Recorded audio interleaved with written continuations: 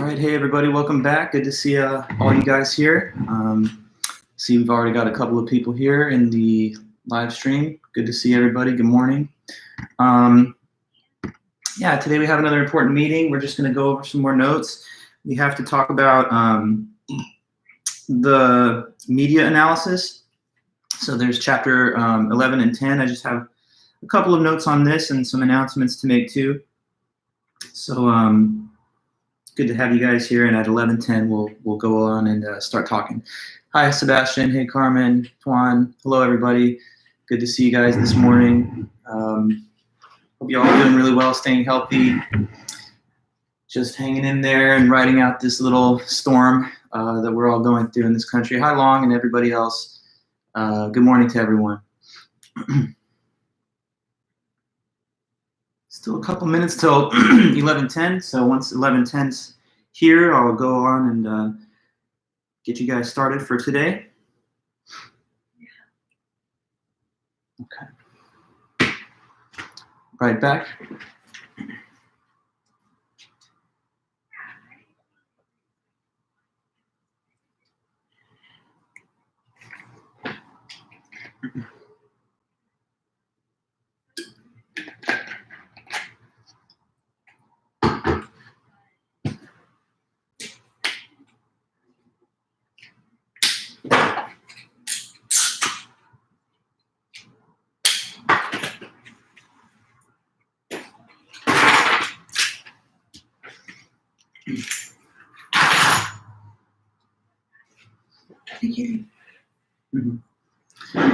Cool.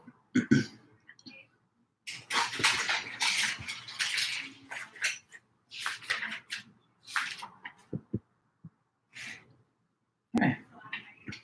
Here's a little guest. Hi, kitty.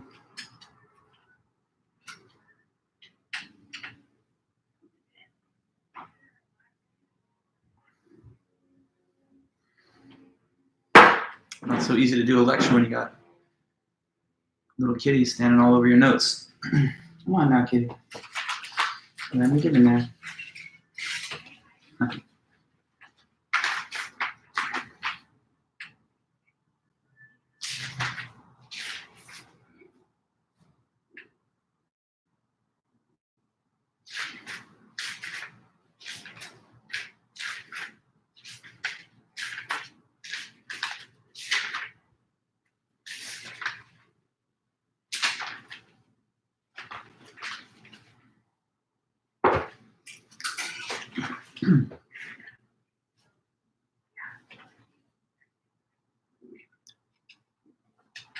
Okay, just have a minute or so.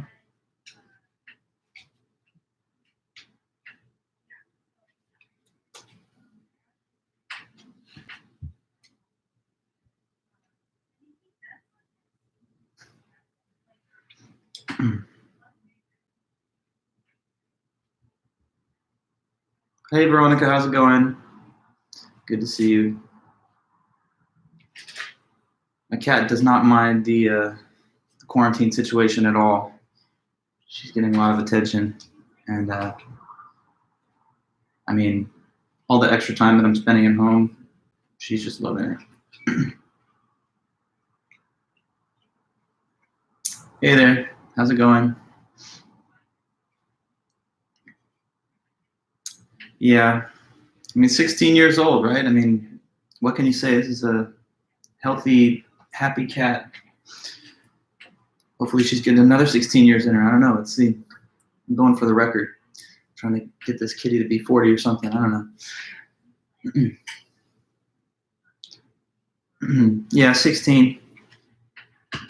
16 going on 17, so still really healthy. All right, so I'm going to go on and get you guys started. Welcome back to class. It's basically 11:10 a.m., so class time pretty much underway. Thanks for all you guys being here, and thank you guys for taking the quiz that you just did on Tuesday. I'll have those all graded up, and what I'm going to do is send around an answer key for the quiz so that everybody can see the answers, and then you can use the key to score your own quiz submission. You could just compare the responses in your own quiz to the correct answers in the key. Hey, Chris. But if you want to know more specifically about your individual score, if it was not possible for you to calculate, or if you've lost custody of your submission or something, then just let me know, and I can give any individual a reply by email to let you know about your score on the quiz. But anyway, hey Madison, and everyone else, good to see you guys. And yeah, as usual, feel free at any time to kind of just chat, comment, say hello, or anything else. Hi, Bill. Yeah, so you took your quiz on Tuesday. I'm sending the answer key a little bit later today. I wanted to just delay the sending of that answer key so that a couple of students that had some internet issues and needed to take their quiz a bit later than the rest of the class do not benefit from advanced access to any answers or anything. So yeah, you'll get the answer key. You'll know how you did on that quiz. And the next thing that's coming forward, I have to make a little class announcement, and I'm also going to notify this to the whole class through Canvas. But the next upcoming meeting, that's the date of Tuesday, April 21st. If you have looked at the syllabus lately, you'll see that that date of our class is designated for an in-class activity. And that was supposed to have been the third homework assignment, where I was going to have people, when we, in a face-to-face class like normally what would have happened was everyone would be bringing in a magazine which has like advertisements and marketing materials in it, and that the students would then gather in little groups and would try to find examples of fallacies in the magazine advertisements. So, every student would have brought a magazine. There would be a bunch of print ads in them. Then they would have worked in like little 3 or 4 person groups and tried to find as many examples of the fallacies that we've studied in our class in those advertisements as they could. But that would have been if we were still in our face-to-face in-class meeting format. So I have to make some changes because of that, but I want to have the assignment still mostly the same. So your third homework assignment is not going to obviously be this in-class group activity, since it's not possible to do now, but it'll just become an individual homework assignment for you. And I'm going to move the due date of it out till next Thursday. So in the Canvas announcement that I send later today, you'll see it stated that you have to return back to me homework assignment number 3, Thursday, April the 23rd. So we're just going to modify that date from the 21st to the 23rd. In other words, a week from today, it'll be due. And I'll give you detailed instructions in the message, but I'm just going to say it to you right now while I'm in front of you on the live stream. Your activity, your third homework assignment, is you're going to try and find examples of fallacies in advertising and marketing materials. And what you have to do is basically compile a set or digital or video ads that you find online.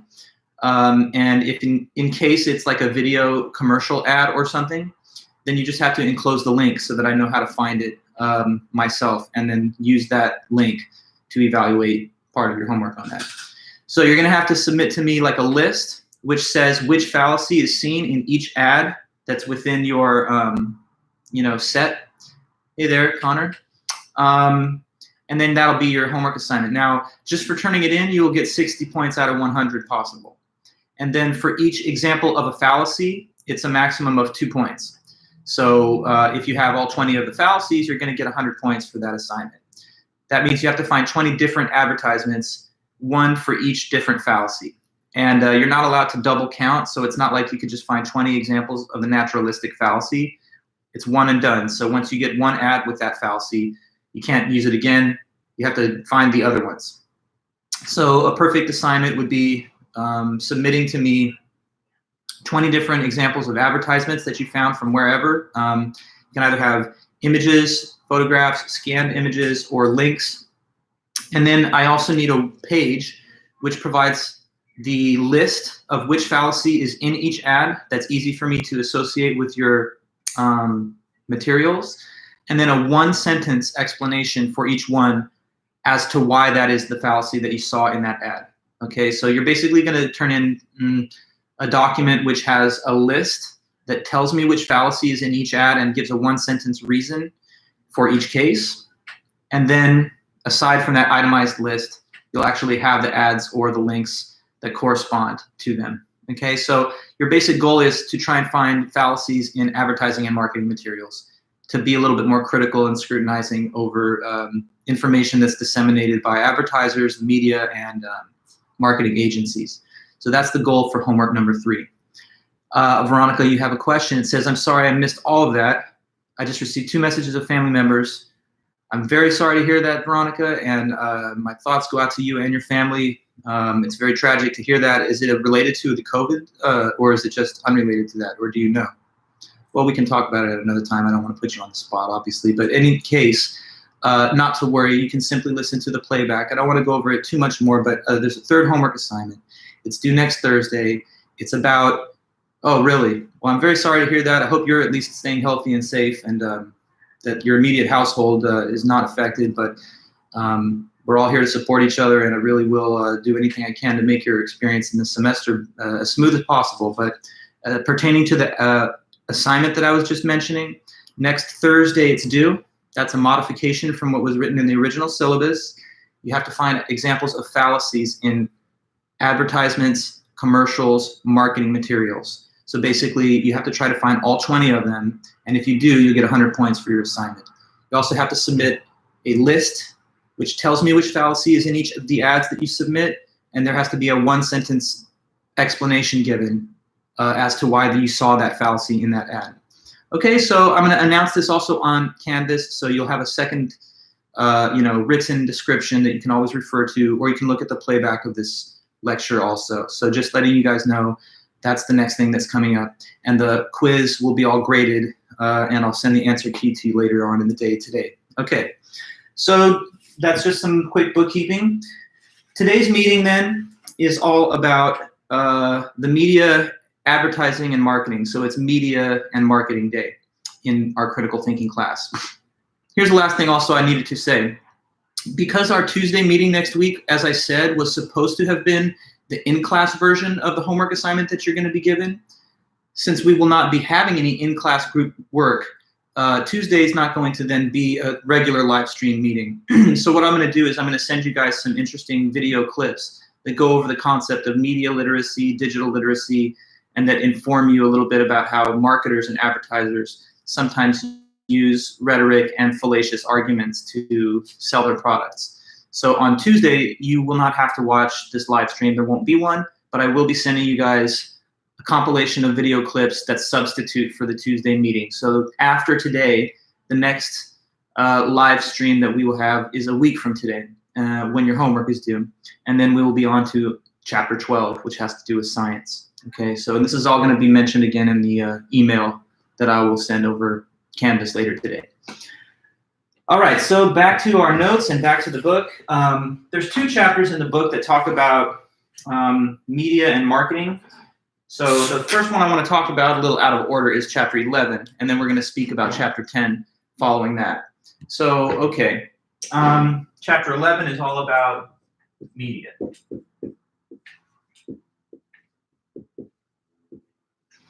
Okay, so good critical thinking skills require that we're able to analyze and interpret messages and information that we acquire from the media.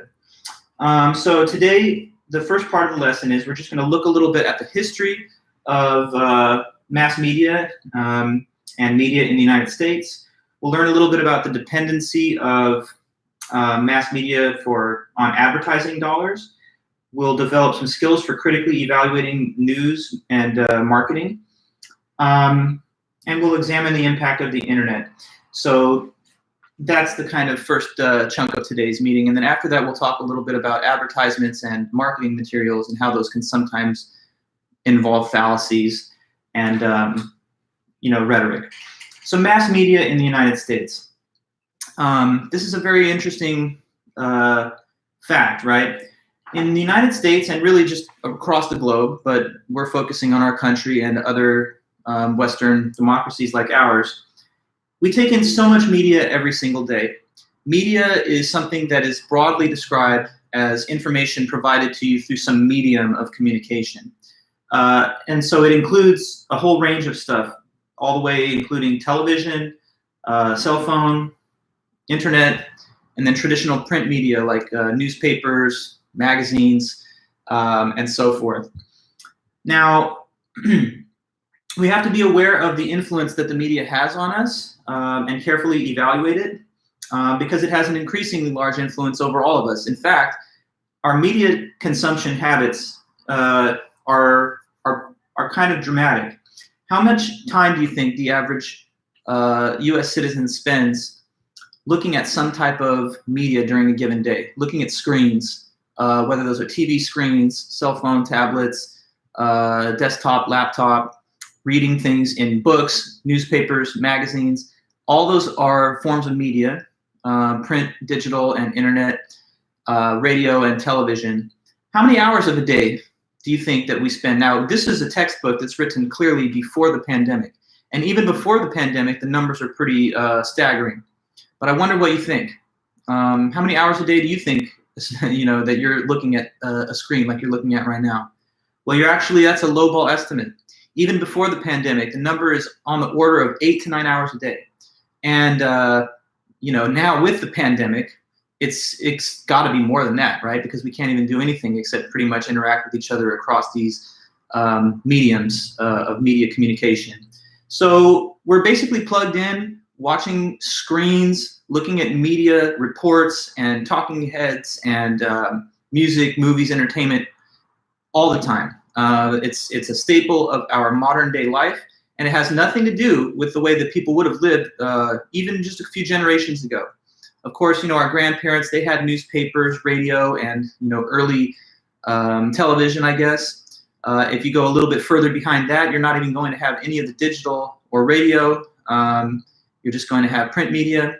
So our ancestors and beyond didn't live in the kind of media environment that we live in today. And it has a huge influence on all of us. Traditional role of the family and your community has in some cases been superseded by the influence of media. Children and stuff are raised on media information. So we want to be able to judiciously consume information in the media to get the best out of it and to distinguish that from the worst elements of it. And that means we got to bring a critical thinking approach to it. So let's talk a little bit about the rise of mass media in our country and in the world. Before there was television, which basically started to become a staple of the American household in like the 50s. Prior to that, 1940s and before, World War II and before that, radio, newspaper, and magazine were the main forms of mass media. Now here's just a little terminology. There's not a lot of terms and vocabulary on this particular day of our class, so I'm talking a lot more, but I'll put the most key terms up here that I thought that the book wanted us to think about. So mass media.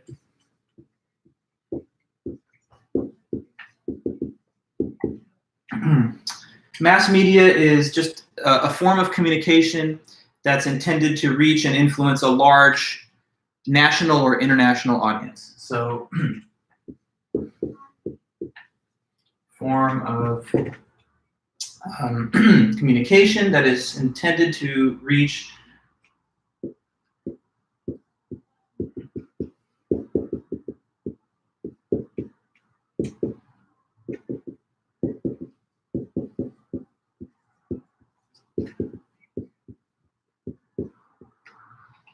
a large national or perhaps international audience.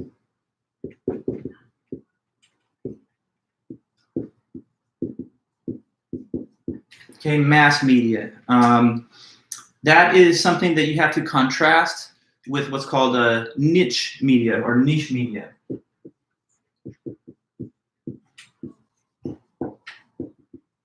And as you might imagine, niche media is just media that is geared towards a narrower target audience. So it's a form of communication, so that much part of the definition is the same, but that is geared toward a narrower target audience.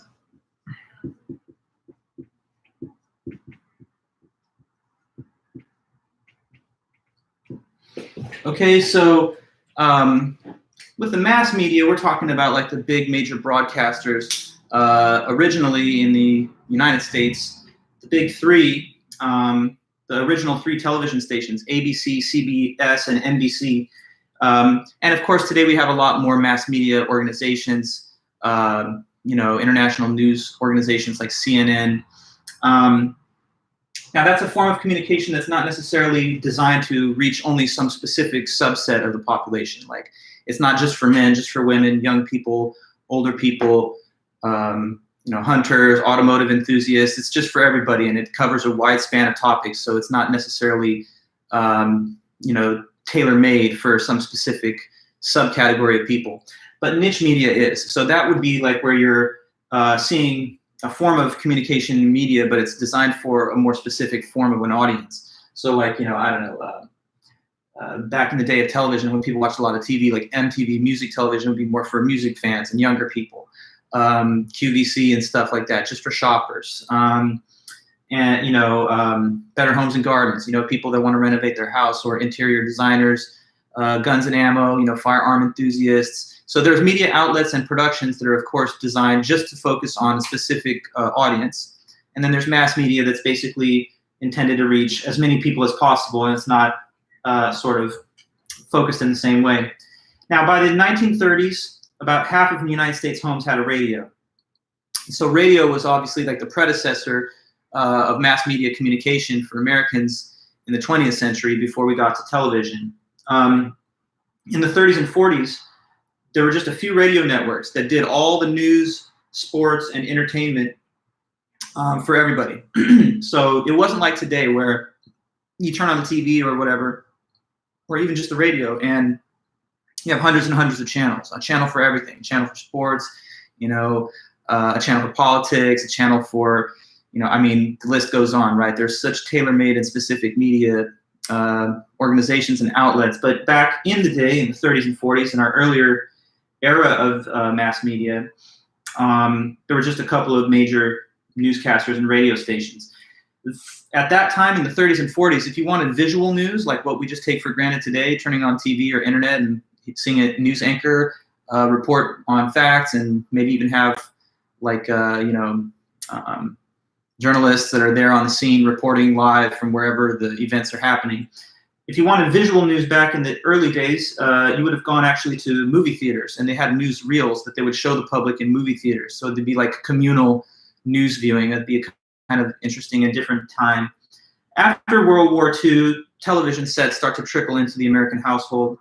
And again, as I'm saying, in the beginning, there were just 3 TV stations. So you had these 3 choices in the early era of TV: ABC, NBC, and CBS. We still, of course, have ABC, NBC, and CBS. That's like channel 2, 4, and 7, basically. But we have a lot more besides. And at that time, there's just these 3. Since then, since those earlier days, mass media has had a larger and larger influence over everybody and over the world.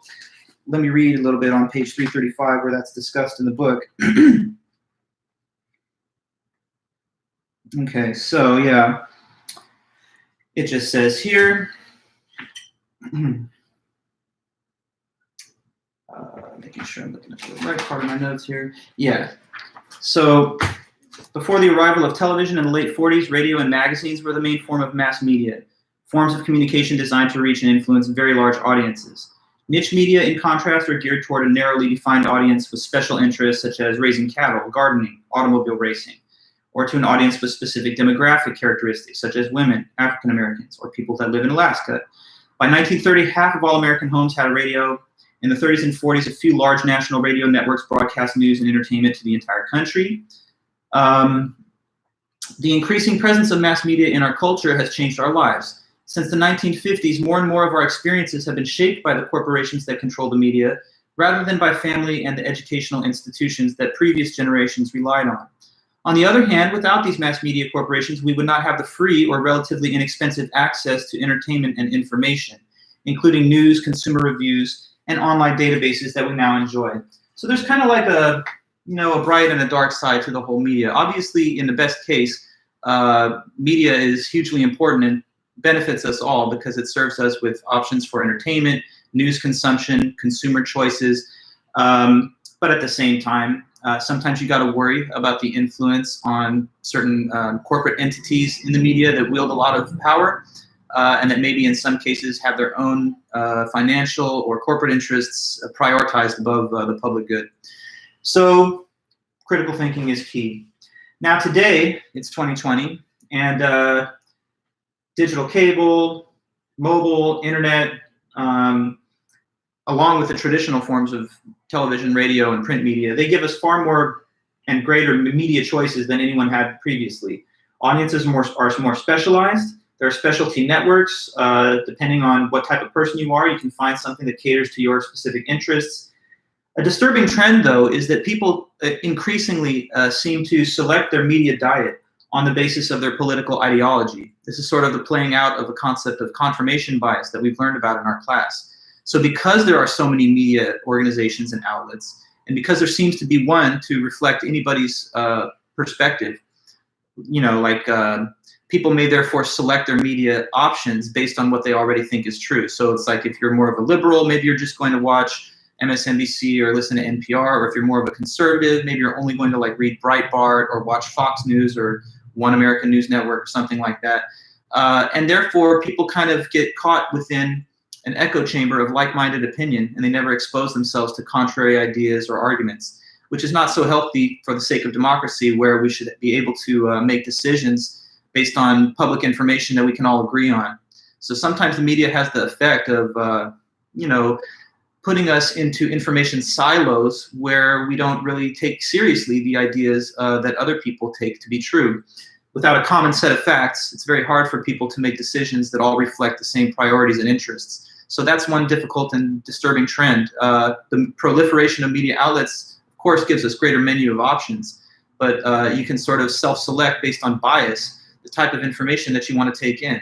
If you had lived way back in the 50s, though, you just got these three news stations to look at, or three networks to view.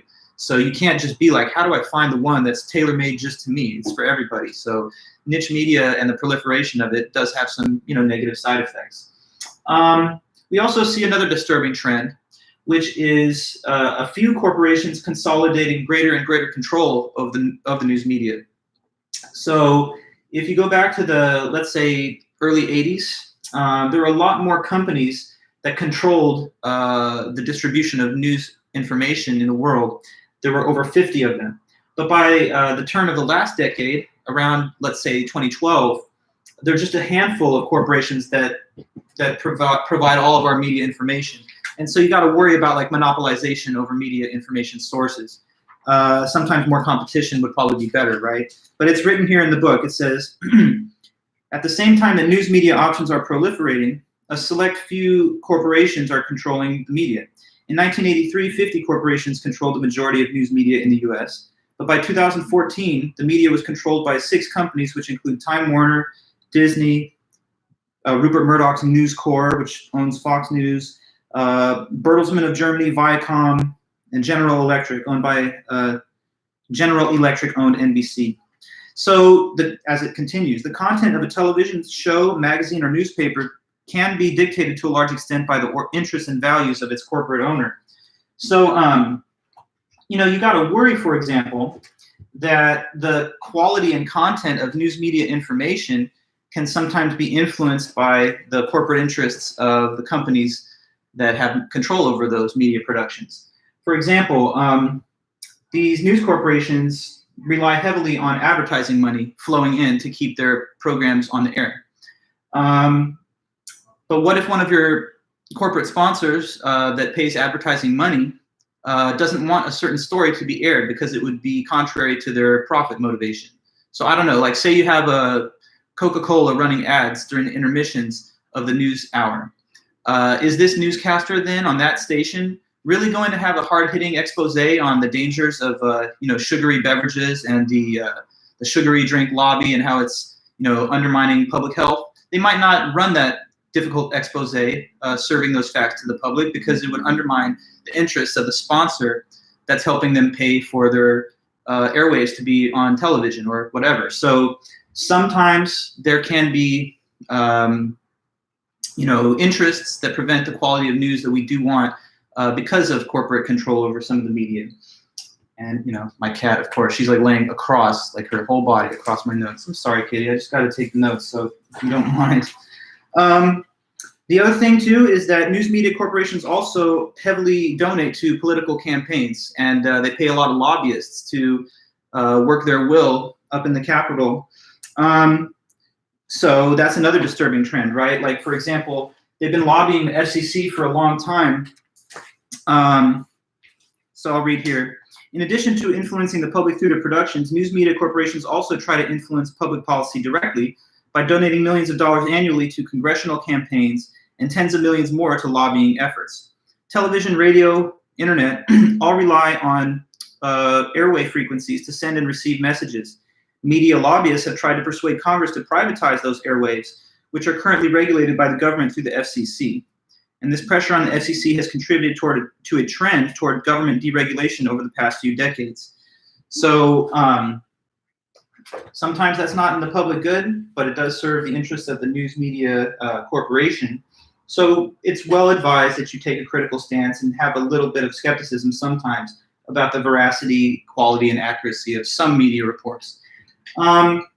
Now, the influence of traditional forms of media like newspaper, magazine, and television has declined over 30% since it reached peak levels in the year, let's say, 2000. So 20 years ago, magazine, television, and print media were at all-time highs in terms of the distribution of their product and the amount of sale that they were making.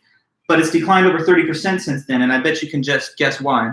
Why do you think that since the year 2000, printed media and television have really gone on the decline? What could be the reason? What's happened since the year 2000 maybe to explain why fewer people are reading their news in physical printed forms, or why fewer people are getting their news and other media from television? Why do you think so? Let's see if you have a guess. It's not too hard, I think, to guess. What could be the reason? It is the internet, exactly, Veronica, the rise of the internet. So with the internet, we have a trend. There's a trend away from traditional forms of media reporting, and a lot more people now take in their news and information from social media sites where, you know, sometimes they'll just view links that other people are posting on their wall or on their timeline.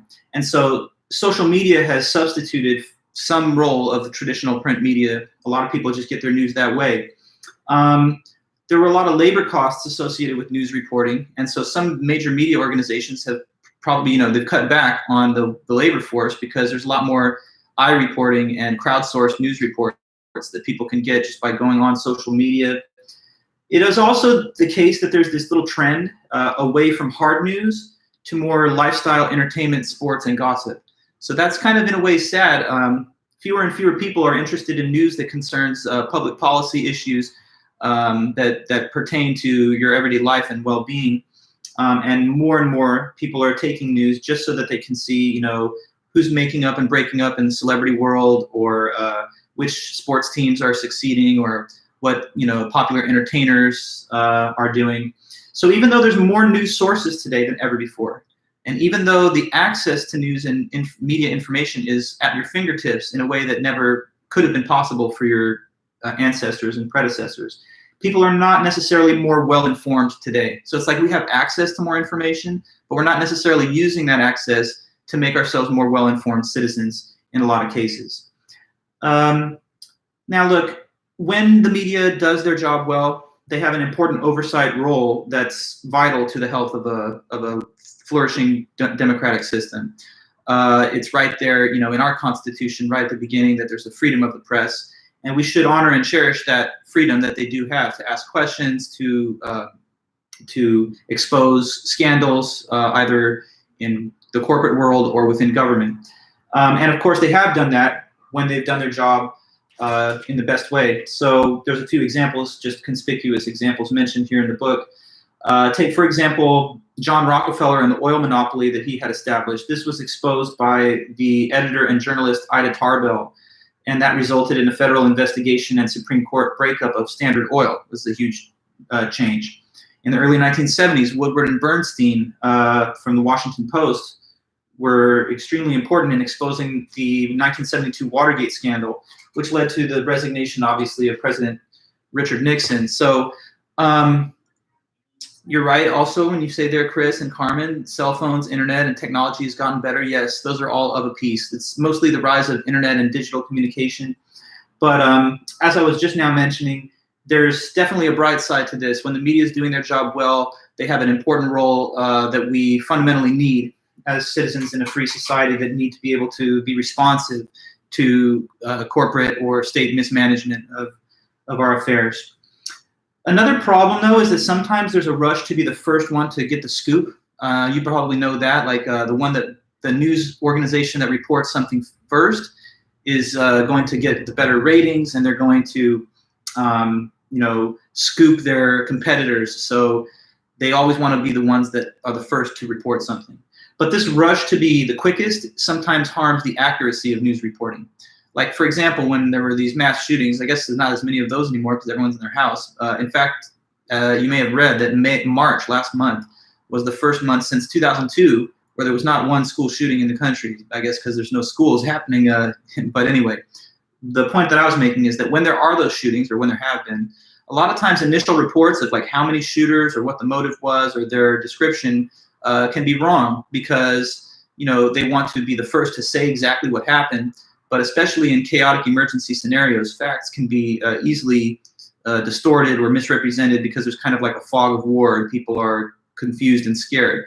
So a lot of times there'll be claims of multiple shooters just because in the chaos of the shooting event, bullets flying and everyone running, it seems like there's more death and devastation, or that there's more artillery coming at you than maybe is actually the case. Another example of this, in the year 2000, when Bush and Gore were running for president, everyone wanted to be the first to say who the winner was, right? So all eyes were on Florida because it looked like that would be the tipping point state. And when the initial returns were coming in and it seemed like Gore would be the winner of Florida, a lot of news organizations jumped at the chance to say we were calling the election for Gore. Of course, controversy ensued later with the whole recount and the ballots with the hanging chads and things. But in the end, of course, they said that it was Bush, in fact, that got more votes. So being the one that rushes to get the scoop might sometimes compromise the accuracy of the ultimate reporting. So sometimes you got to be a little skeptical of breaking news reports that are happening very quickly to the reported events. Okay, so next there's a little discussion in the book about the internet. 1990s was the decade that the internet really started getting going.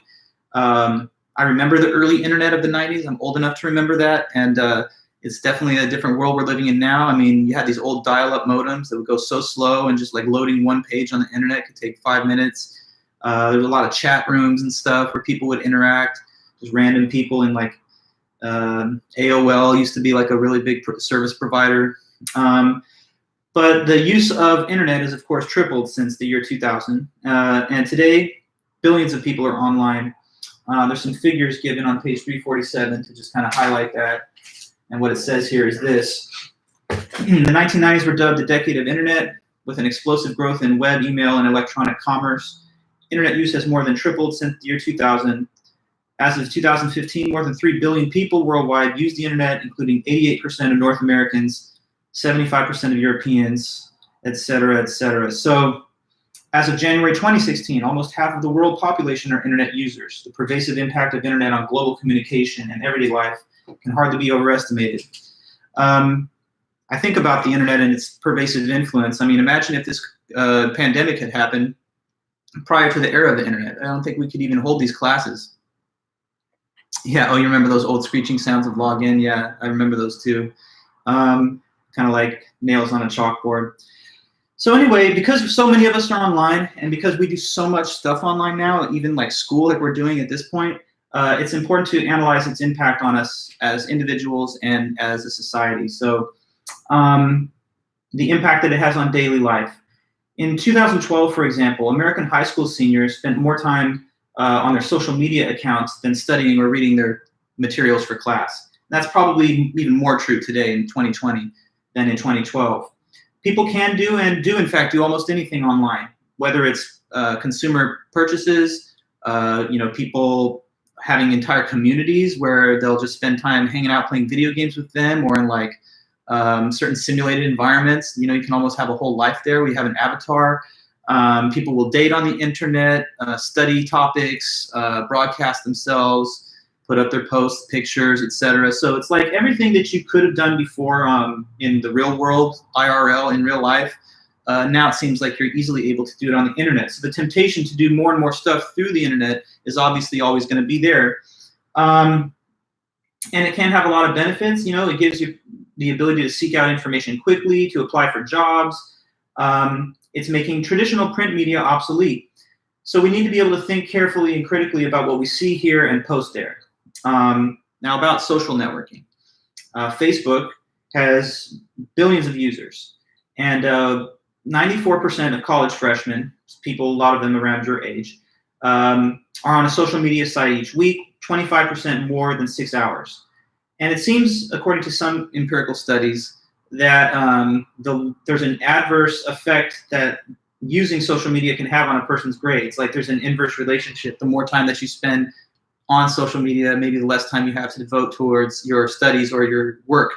And so it can, in fact, have a harmful effect on people's performance in school, even though everybody thinks they're the exception to the rule, and everybody thinks, well, that's how other people deal with it. But I'm so resourceful and skilled in my time management and so on that doesn't happen to me. But you should be aware that there does seem to be some information to show that.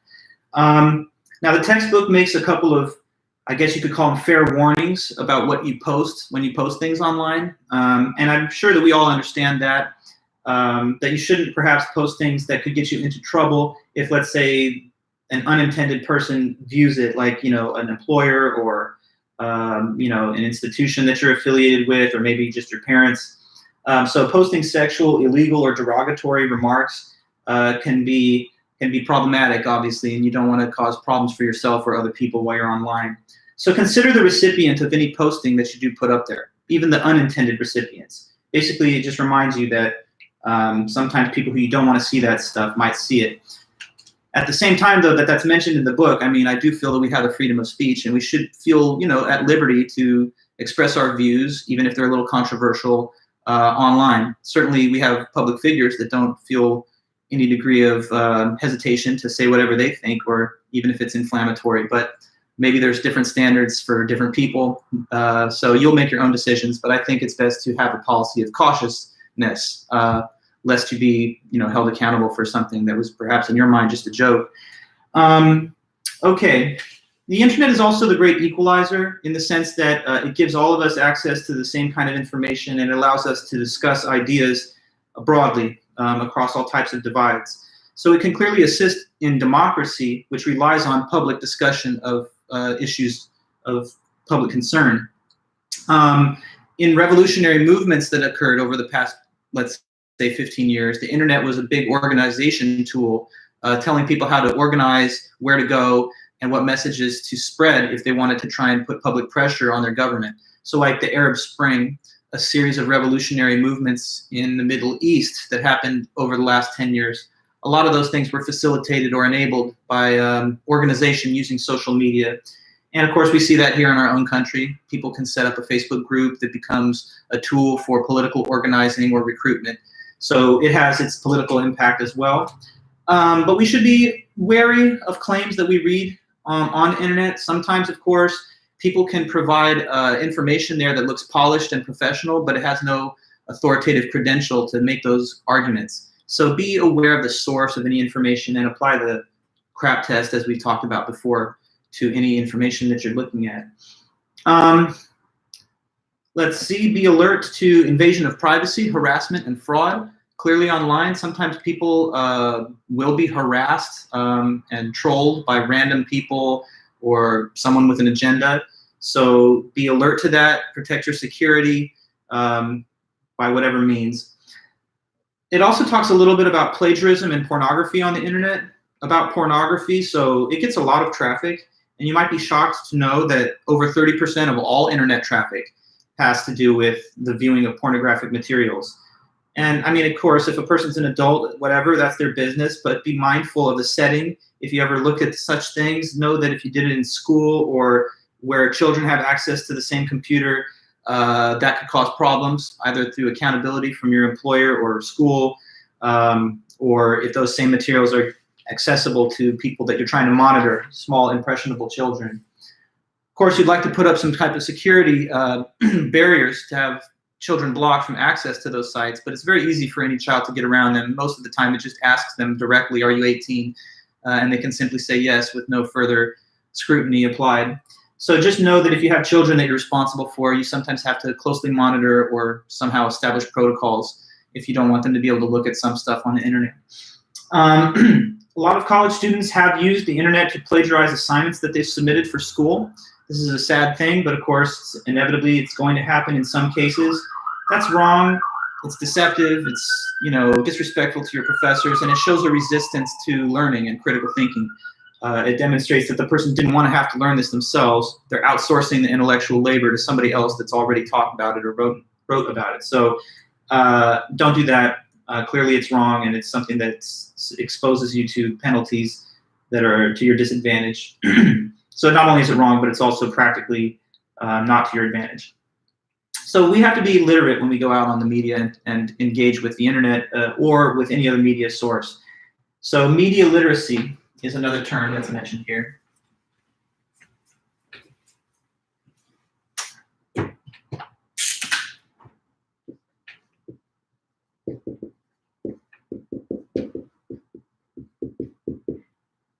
Media literacy is just the ability to understand and critically evaluate the influence of mass media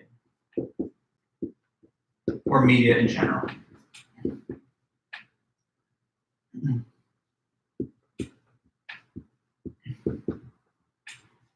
Ability to understand and critically evaluate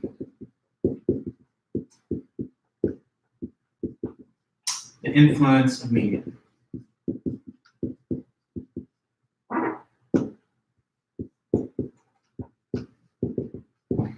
Media literacy. Sometimes people focusing just on digital and internet talk about digital literacy, but I'm going with the more broad label because it can involve engagement with media of all different kinds.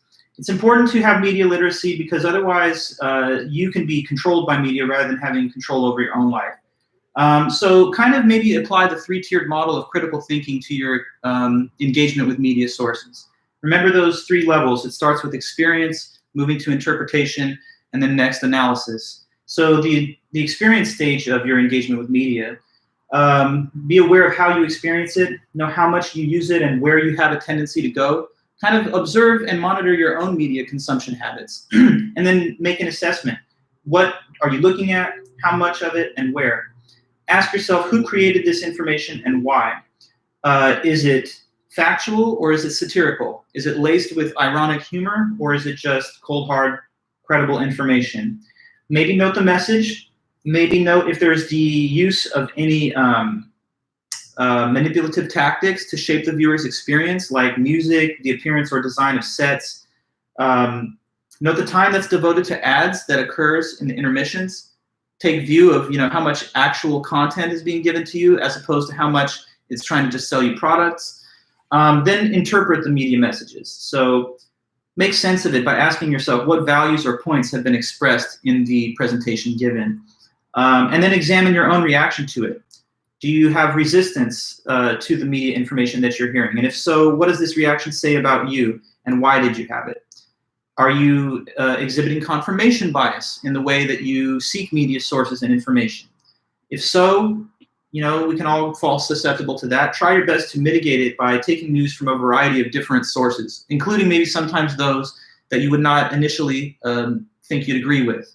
If for no other reason than that, you'd like to know how other people think, and you'd be able to understand the perspective of people better, even if you don't come to the same conclusions that they do. And also, that prevents narrow-mindedness. Ask other people what they think of media reports and information and compare your views with their own. See if your analysis is rational. Is it driven by emotion or not? Note any resistance you have to alternative interpretations, and identify the purposes of the messages. Is it presented through misleading tactics or not? So that's some stuff from chapter 11. And there's just a little bit more that I also wanted to go over that talks about chapter 10. So let me briefly take you on a tour through some of those concepts of chapter 10. It's still all about media, but now specifically advertising and marketing. So chapter 10, analyzing advertising.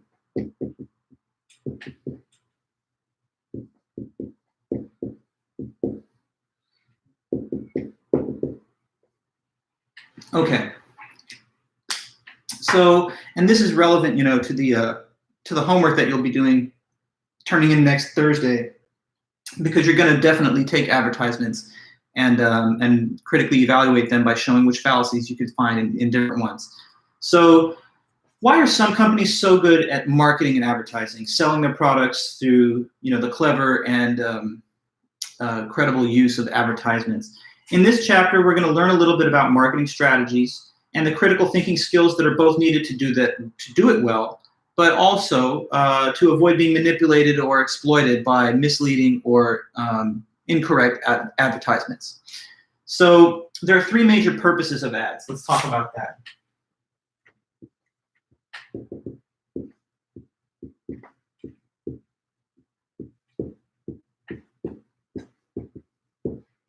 Okay. One main purpose of ads is simply to create product awareness.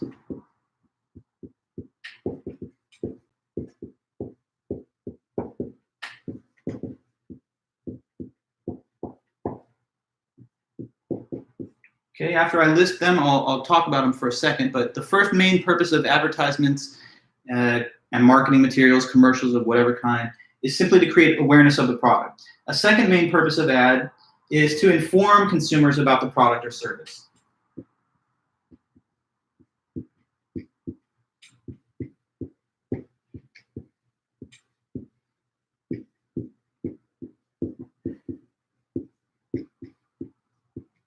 Product or maybe service, depending on what the thing is.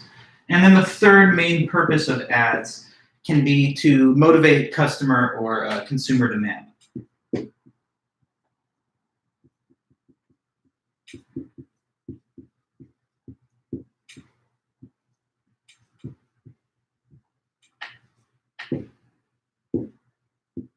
Okay, so briefly about those three purposes that ads are there. Like, why do ads exist? Like, why do people even make them? For these three reasons. First of all, just to give awareness about the existence of the product.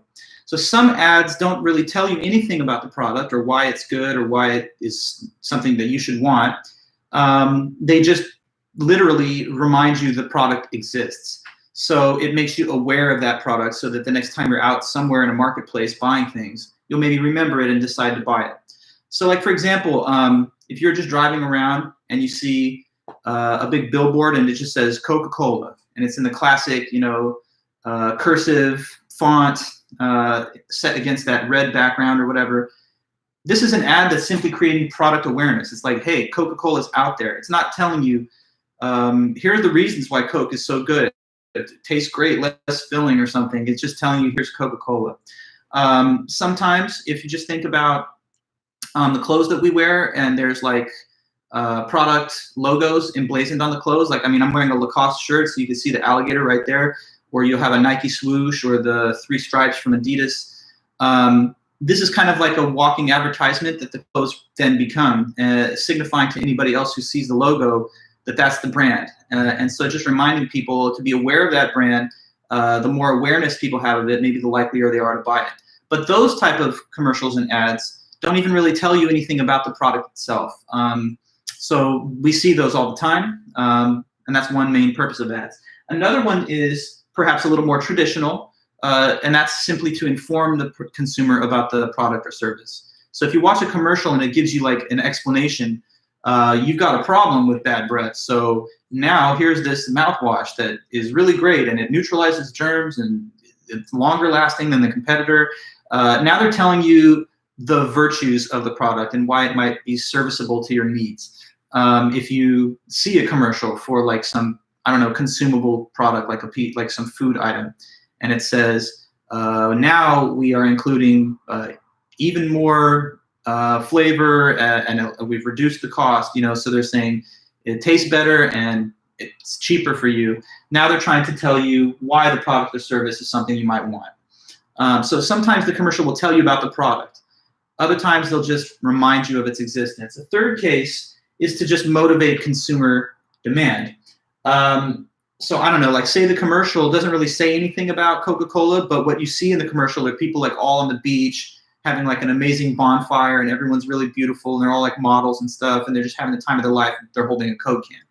That's not really telling you much about the nature of the product, it's not merely reminding you that it exists, but it's kind of stimulating demand because it puts forward the message that you're going to be one of these cool, beautiful people having the time of your life, maybe, if you buy the product.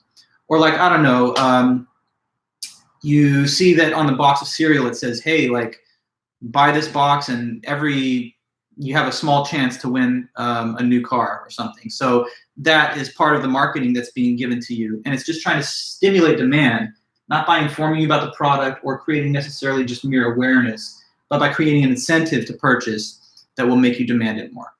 Okay, so those are the three main purposes of ads, and they appear in many familiar settings. Now, by the very nature of advertisement, it's persuasive. It's not just saying, look, there's a product, but I don't care if you buy it. It's trying to persuade you that you should buy it, that you should want to buy it. And therefore, we can sort of see an implied argument in every single advertisement. The advertisement's argument conclusion is, therefore, you should buy this product. And whatever they say in the ad that tries to induce the person to buy it are the premises. So, you know, like if you see a commercial that says Geico, you could save up to whatever, something % on car insurance. That's like the reason, therefore, that you should buy this particular type of insurance company product. Since they all therefore imply some type of either explicitly or implicitly stated argument, that is the reason that you can find fallacious argument and reasoning in advertisements quite easily. So we're daily exposed to tons and tons of ads. Marketing research firms spend millions of dollars every year to identify the target audiences of their products and then to create ads and placement that are geared to those types of consumers. For example, if you're watching, like, I don't know, a children's cartoon on TV. I know a lot of us don't ever watch TV anymore because it's been substituted for many of us by the internet. But just for the sake of discussion, I'm sure a lot of you have had some TV watching. If you're watching like a kid's show, what kind of commercials are shown during the intermissions? Do you know? What could they be? You know, so while you're watching whatever the latest cartoon is, what kind of commercials pop up in the middle of those breaks and commercial segments? Just a question. What do you think? Some of you have kids. Maybe you know this. Toys, right? Kid stuff. Why are they doing that? Well, they know who the viewer is. They know the typical demographic viewer of that particular media production are likely to be children. And so therefore, they're going to try and market things to the likely viewer that that tracks with their interests. So that's where you're going to see, yeah, the kids' toys, games, food products that are marketed to a child's eating habits or interests. If you're watching, let's say, a sporting event where the typical demographic might be like a masculine type younger male, then they're going to put, you know, the car advertisements and, you know, the attractive woman in the ad and all of that stuff. If you're watching a show or a television network that's devoted towards women, then maybe they're going to be more feminine ads placed in those intermissions as well. And so none of this is by accident, right? They know what they're doing. They're trying to get the maximum return on their investment. So they're going to try and place ads during spots where they know the type of viewer that's likely to view it. And they can get even further insight into what type of demographic they're advertising towards by using the ratings system. So Nielsen ratings collects a sample of what type of people are viewing ads at different times and what shows. And by collecting and compiling that data, they can then use it to advertise and market to the consumer a little more effectively by, you know, keeping in mind the type of viewer that's likely to be seeing a given television show. Now, part of that whole thing is product placement. So I'm going to talk about that now.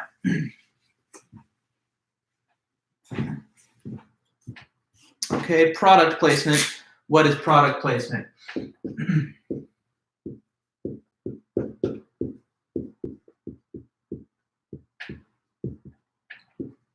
Okay, so the definition of product placement is when the product is placed in the programming itself instead of during intermissions or breaks, okay?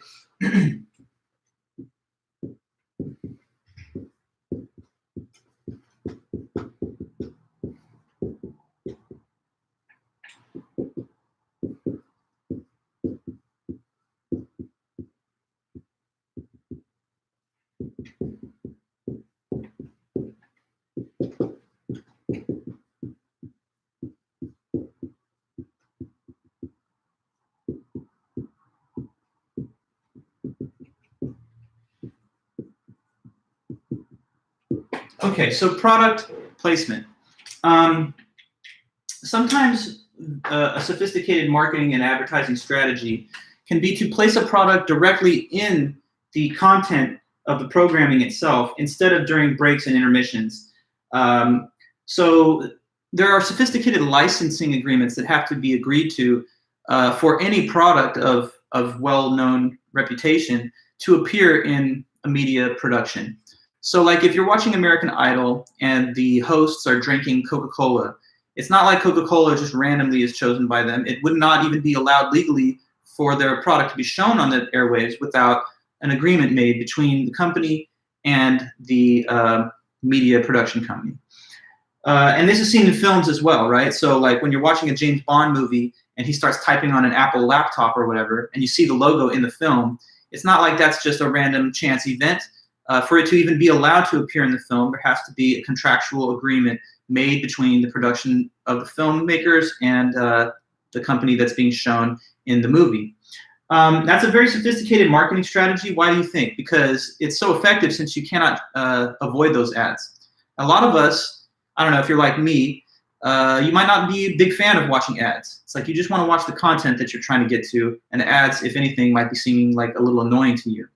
So, you know, for example, exactly, when it has Snapple cups for the judges, that's a sponsored, that's a sponsored placement that the Snapple is being placed in that piece of media. But yeah, I was going to say this. If you're a person that finds ads sometimes annoying and you just want to avoid them, then you do the sort of things that I've done throughout life, which is that, you're watching TV and the ads come on, you just hit mute, or you change the channel to another station where there's just content instead of advertisements happening. Or if it's the internet, right? You're putting on a YouTube video, you just want to watch something cool for a minute, but now you see this little ad that you have to wait through, or at least you have to wait a little while before you skip it, depending on the case. But you can't skip through or change the channel when that product is being advertised in the programming. So it's not like when James Bond brings out the laptop or something, or starts drinking a Coke, you could just say, that's it, I'm leaving the theater, because you paid for the movie and it's part of the movie itself. So these are like commercials that appear, as it were, not really commercials, but they're products that are being advertised in programming. So it talks about that a little bit here in the book, and I'll just read some of that. It's spoken of on page 315. So product placement. Ads may also be embedded in a TV program. Product placement is an advertising strategy in which a real commercial product is used in fictional media, and the presence of the product is a result of an economic exchange between the media company and the business that produces the product. Most product placements go unnoticed unless we make a conscious effort to notice them. Coca-Cola appeared on American Idol for years. Companies may also pay to have their logos used in a show. Take this, for example, when you're watching, like, I don't know, NASCAR, and you see these cars driving around, they're emblazoned with a bunch of corporate logos of the sponsors that want to be advertised while people are watching that game. If you watch, I don't know, certain other leagues like the NFL, you'll see sometimes logos for different sporting apparel and corporate sponsors distributed around the edges of the stadium wall. In tennis, which I sometimes play and watch, Mercedes-Benz is oftentimes a sponsor, and so they'll put their logos on both sides of the net so that when you're watching the points being played, you're having this product placement given to you the whole time.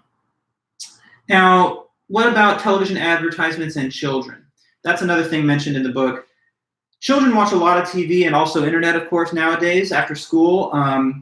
In fact, according to the studies and statistics that existed as of around 2015, children school age will watch about 4 hours of media every single day. And so if you take the whole span of a year, they're watching about 40,000 different marketing and advertising impressions in a year, or something like 5 hours of them in a given week. So there's an effect that has on the impressionable young mind of a child, right? They're so young and easily influenced that these ads are very powerful and they have a great effect on them. They can't really, because they're not so critical yet and mature, they can't identify the fallacious reasoning that's being used. And sometimes these ads use characters that appeal to kids, right? So think about McDonald's with Ronald McDonald. This is like the children's mascot of their company, right? And by making commercials and content that cater towards the childlike cartoon sensibilities of a little kid, they get a consumer for life that kind of hooks them in to the product or service provided by McDonald's. And the same we can see with like certain cereal companies that make these cartoon-like mascots. That's of course directed at the sensibilities of children. I know that there was some problems with Camel cigarettes years back because the argument had been made that it seemed like they're catering their product to children because some of the advertisements with what was his name, Joe Camel, were kind of cartoon-like, and therefore it could have had appeal to a child's sensibilities. So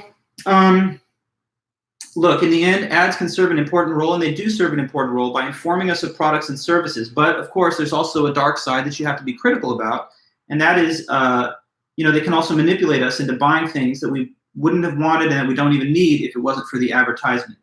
So the ads can sometimes manipulate us by appealing to our emotions or by committing fallacies or by using rhetoric or emotional language.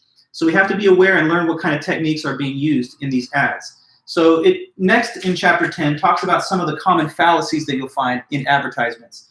And make sure you think about that because again, this is the nature of the homework that you're going to be submitting back to me in a week, trying to find ads that do have such fallacies.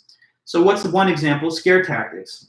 Sometimes scare tactics, appeal to force, are used in ads because the implied argument of the advertisement is buy our product or else something bad might happen to you.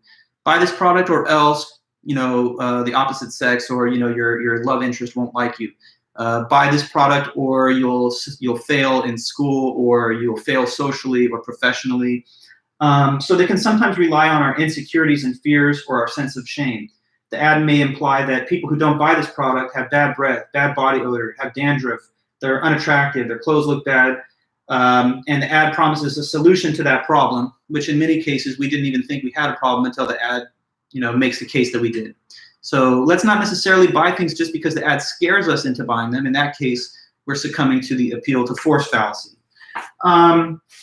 There's also fallacy of questionable cause. Okay, questionable cause fallacy. Sometimes that's seen in an ad because the way the ad is structured, it seems like if you just buy this product, that's going to cause these major changes to your life. Like you just bought a Coca-Cola and now you have this beautiful partner and you're sitting on the beach. Or let me give you some other examples as it's written here in the book.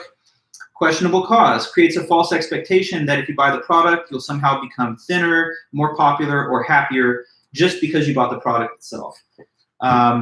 Popular appeal. That's another common fallacy seen in certain ads, which make the case that everyone's buying this, and you don't want to be the lame loser that's left out, the loner that's the only one not buying it. So the ad will try to advance the cause or case that this is a popular product. And maybe it even showcases in the ad a characterization of somebody who is not buying it, who's socially isolated or whatever. So that's popular appeal. It can also be seen sometimes in the type of celebrities that endorse products. So as it says here, by setting an association between a product and people who are sexy, athletic, popular, or living a desirable lifestyle. Ads for alcohol frequently associate drinking with enjoyable activities and being fun. Advertisers such as Jeep Liberty may also associate their product with patriotism, including patriotic language or images of American flags next to their products. So all of that can be seen as a popular appeal. There's also inappropriate appeal to authority, where the person who's telling you that you ought to buy the product doesn't know anything about that type of product and has no expertise about it. Athletes telling you what you should do when it comes to investing, or scientists telling you what you should do when it comes to health. Like you'll see an advertisement with like Neil deGrasse Tyson, but he's telling you to buy like a certain type of, financial product. It has nothing to do with his actual area of expertise, which is science. So like I saw an ad one time with this Japanese physicist guy named Michio Kaku, and he's really a great theoretical physicist. But the whole ad was about how to download this app that helps you invest money better. And the only thing that he said was be smart, right? And so the whole kind of joke is like, he's of course very smart. So just take it on his authority that you're smart if you buy this financial product. But don't you think you need to talk to like a financial analyst, somebody that does that for a living, not a physicist? I mean, he's out of his depth in this other area of expertise. So that's, inappropriate appeal to authority. George Foreman, the great boxer, they know that he's a popular and likable guy. So they made him the corporate sponsor for the grill that he did not create, that's created by a company, and they just gave his name to it. That helped to really make it a popular product. But George Foreman, he's not necessarily an electronics or grilling specialist. He's a boxer. So you defer to him in that realm of expertise. Hasty generalization. Sometimes ads rely on stereotypes. They generalize over the case of what women, men, or different racial groups are like. So women can sometimes be portrayed as sex objects, and men as like mindless pleasure seekers. African Americans stereotyped as athletic, or Asians being very studious. So sometimes harmful and negative stereotypes, or just unhelpful stereotypes, can be included in there, and that can be seen as a case of hasty generalization. Also, sometimes hasty generalization is seen when they make sweeping claims without any access to the data that they make the claims on. So it'd be like, all the kids agree that this is the best type of chewable vitamin, but they don't tell you where they're getting the term all from, or from what basis or sample size they're working off of. Sometimes you see naturalistic fallacy. That's quite common, like a tobacco manufacturer that says, hey, organic tobacco, or non-GMO tomatoes or something, trying to make it seem to you that this is the best thing to buy because it's given by nature. Sometimes rhetorical devices and misleading language can also be seen in advertisements that try to shape or manipulate our views. Euphemisms are often used to enhance the desirability of a product, and we've talked about that before. So a small house becomes cozy, an old car becomes classic. Hyperbole is sometimes given, must see TV. Is it really that you have to see it? No, but by using the imperative, it seems as though now there's a greater impetus behind watching it. Emotional language, you'll see them say happy, joyful, miraculous, alive, fresh, and so sometimes the language which is used can be hugely impactful to the perspective of a potential buyer of the product or service. Sometimes there are faulty and weak arguments, bad analogies. Like, for example, take Chevy that said like a rock. Well, how is a car really like a rock? I mean, they want you to think about the stability and the durability of rocks, right, that last forever. But a car is nothing like that. It requires maintenance. They do, in fact, get older. There's wear and tear. But if you just trade on the association of rocks and bring that over to your thinking of the car, that might give you a motive to buy it. But in a way, it's a misleading comparison or analogy. Sometimes they make hasty generalizations from stats without enough information about how the sample was chosen. Like when it says here, Tempur-Pedic tries to advertise their pillow, and they say 25,000 medical professionals have agreed that this is a great pillow. But that's just a number, 25,000. What's the definition of medical professional? Especially now that we have this pandemic, a lot of people could be classified in that category depending on how we define the term. If we include nurses, for example, and nurse orderlies on top of the physicians and medics and doctors, then that is 700. Wait, let me get this correct. There are more than 700,000 physicians in the United States, 2.8 million registered nurses. So if we just included those two groups, then 25,000 would be like 1% of the whole cohort. So 25,000 sounds impressive unless you compare it to a bigger number, and then you see that it's actually nowhere near a significant portion of the total. But the ad doesn't want you to make that conclusion, so they obscure that information from you or present it in a misleading way. So at the end of the day, we're trying to just have a fair-minded balance of critique, but also understanding the value of marketing, advertising, and the media.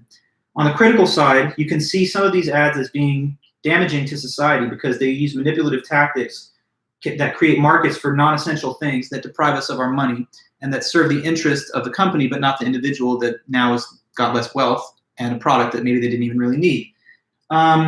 Sometimes advertisements can be criticized on the basis that they target minorities and the poor, especially for the sale of unhealthy products. So like, let me give you some examples here from the book. Magazines such as Ebony and Latina have twice as many ads for junk food, cigarettes, and alcohol, and 1/4 as many ads for health-promoting products compared to magazines read primarily by white women, such as Good Housekeeping. And so, that's a concerted effort by the purveyors of those goods to target audiences that are already less advantaged in society for the sale of products that are really not conducive to their better interests. Also, when first world countries start cracking down on products that are harmful to the public, then a lot of these companies will shift their advertising emphasis to third world countries where they don't have the same public health standards. So, for example, with more people giving up smoking in the first world, tobacco companies are now stepping up marketing efforts in developing countries, especially in Southeast Asia. So you might worry that people that are already socioeconomically disadvantaged are also the easy targets of advertisers that sometimes can be seen in this kind of predatory light, selling products that are actually harmful and marketing in the most effective way to people that have the least advantages in society. Also, some of these ads, like I'm saying, they're for addicted drugs that you're probably better off never doing at all. So when an ad is telling you buy some alcohol or tobacco, it's really not thinking much about what's good for you. Here's another main problem, another critical point. These ads are expensive, and they increase the cost of the product to the consumer by as much as 30 to 40%. So how do they cover the costs for all these advertising expenses? Well, they have to raise the price of the product to recover those costs. Take, for example, the Super Bowl, right? One of the most, probably the most expensive advertising space anyone can buy. Millions of dollars just for a 30-second spot, right? Now you put on this 30-second spot, and let's say you have like a real famous celebrity doing the commercial because everyone wants to watch it on Super Bowl. But you had to pay, first of all, for the advertising space and the airwaves. Then you have to pay the corporate sponsor to appear in the commercial. This is millions of dollars. And now those costs get shifted to the consumer. So if we didn't have so many ads that were so expensive, then there could be savings to those costs, and we would actually pay 30 to 40% less for the products. Isn't that ironic in a way that we pay this big markup, and what are we paying that markup for? So that they can make more commercials. So we kind of both pay for the product and also buy the commercials that then sell us more of the product. Isn't that kind of not necessarily ideal? I don't know. Another problem is this. Big companies have an advantage over smaller and local businesses. So when like Walmart or Home Depot comes into town, can the mom and pop, grocery store or hardware store really stay in business and compete, even if they advertise on local media or on the walls of their company to try and attract customers in? How can they really keep up with the marketing efforts of companies that have billions and billions of dollars of capital that can spend almost unlimited amounts to try and attract the same buyers? And what that does over time is puts these little companies out of business, and we start to have fewer and fewer options as consumers to choose from. In a total free market, you would hope to actually have a lot of robust competition, perhaps. But there are replies to any of these criticisms. So to just give balance, some people might say that, well, this is all justified because the ads are just catering to our existing values. And there are also laws that prevent them from making outright false claims. That's false advertising. So, if like a electronics store said, come in today before 10 a.m. and we'll sell these TVs for $5. And then there's like a line around the block. People get in and they're like, where's the $5 TVs? And like, just kidding, that was a joke. We just wanted to get you in. And here we'll show you what we really have. It's not $5 TV, but it's still pretty good. That kind of company running that commercial would be sued and would definitely lose because it's a straight up false ad. So there are limitations on how misleading information can be. They can use fallacies, rhetoric, they can bend the truth, but they can't say something that is provably false, else they'd be liable for some false advertising lawsuits. So you might say we have some protections as consumers, that therefore the ads can't say things that are absolutely false. And you can also make this argument that if you found yourself buying a product that was not so good for you, that was too expensive, or that was an unwise purchase, some people would shift the blame not to the purveyor of the good, but the consumer themselves. There's a saying in Latin, caveat emptor, which means to the buyer beware. And people who hold that phrase and live by it think that you should really be very wary when you're out in the market because people want to sell you things and their number one goal is to profit off of you. So knowing that, if you're a wise consumer, you'll be skeptical and you'll check those claims they make in their ad against other available sources of information. Like, do you need to just listen to the restaurant that says we've got the best food? No, you could just go on Yelp and see a whole bunch of crowdsourced reviews of their food and then make your own choices. Or you could seek out consumer reports for other type of products, or you could go online and read what people have said about it in forums which exist. So you might say we have tools as consumers to double check the claims of advertisers, and if we end up buying things that we shouldn't have bought, maybe we're the ones to blame for not being more cautious. Some also say that if we had greater government oversight of misleading advertisement, then that could open up concerns about infringing on the free speech of the advertising companies and corporations that produce the ads. And that might be the greater evil. You know, misleading ads is a price we're willing to pay for the free speech of the companies to produce those ads. And you can also reply to concerns about monopolization by big companies by saying, well, that is just the free market in action. That's just the winners winning. And inevitably, they're going to get a bigger market share.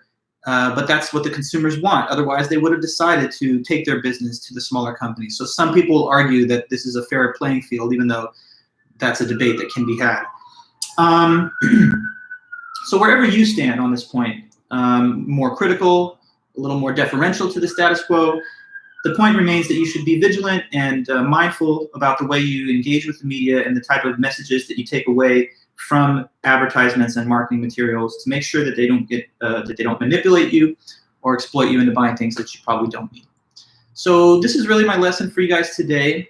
Let me just repeat that on Tuesday we don't have a live stream because it would have been a class meeting to have our group activity. So I'm going to send over some videos that I would like you guys to watch that's on the same subject here about media and marketing. And you can just watch those videos in substitute for our Tuesday live stream. But you will turn in homework to me next Thursday, and I'm sending that notification by Canvas after I'm done teaching today a little later. So that's really about it, I guess. We're running close to the end, but we have a few minutes left in our class period. Nonetheless, I think this is a good place to call it. So with any questions or no questions, I guess, I'll let you guys go. But once again, I appreciate it very much that you guys all attended today, or however many did, and stick with it. Take care, stay safe and well, and my thoughts are with everybody, and especially those that have anyone who's sick. I hope and believe they'll pull through, but let me know if there's anything I could do. And anyways, take care, guys, and I will see you next time. Have a great weekend.